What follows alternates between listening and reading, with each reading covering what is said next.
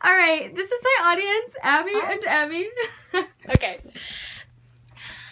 You walk into a room full of judges. They're all staring at you and waiting for you to speak. They are there to judge your acting skills and potentially cast you as the biggest role of your entire life. Welcome to auditioning for professional theater. Hi everyone, my name is Allison Yater, and today I'm going to talk to you about what it's like to audition for a show.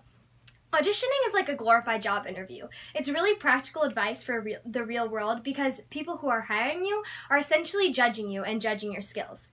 The process of having a good audition requires many skills, including choosing a good monologue, having proper preparation, and making a professional presentation.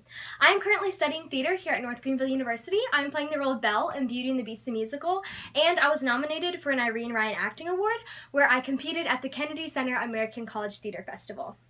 Like I said, auditioning requires many skills, but the first one is choosing a good monologue. So make sure you choose a monologue that's fit for the show that you're auditioning for. Brianna Rodriguez from Backstage says that choosing a good monologue is like choosing a dress for a party. You have to know who's attending the party and what kind of people are going to be at that party. So make sure the monologue that you choose for your audition fits the show that you're auditioning for and the type of role that you want. Make sure your monologue reflects you and the kind of person that you are. Show the judges who you are through the type of monologue that you choose, and don't be afraid to make a bold choice. Now that I've talked about what it's like to choose a monologue, I will talk about how to properly prepare that monologue for your audition. The first thing you need to do is research your monologue as much as you can. Find out what show it's from, find out who wrote it, and then write a character analysis about the character that's actually speaking the monologue in the show. Director Ginger Morris says that writing a character analysis is important for any show and any role and any audition you will ever go to. Rehearse your monologue alone, by yourself first. But first, before you do that, make sure that you've memorized all of your lines. That is baby step number one. That is the first thing you need to do. So make sure you have all of your lines solidly memorized and that you can not only say them when you're in your dorm by yourself, but you can also say them when you're sitting in the cafeteria and people are talking and there are distractions going on around you. Once you feel like you can perform it by yourself, then perform it in front of other people, preferably other actors who can give you good feedback on your monologue.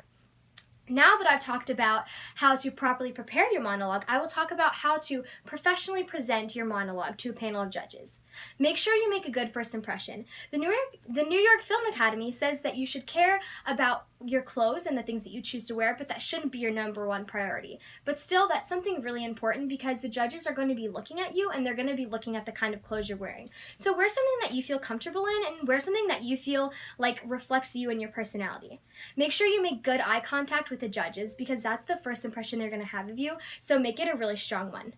Now that you have done all this, it's time for you to finally audition. So the first thing you're going to do is make sure you properly slate. A slate is kind of like an introduction. So sometimes you'll have to say your name and your audition number. Sometimes you'll have to say your name and your audition number and the monologue that you chose. So make sure whatever the slate is that you know it beforehand so that your slate is strong.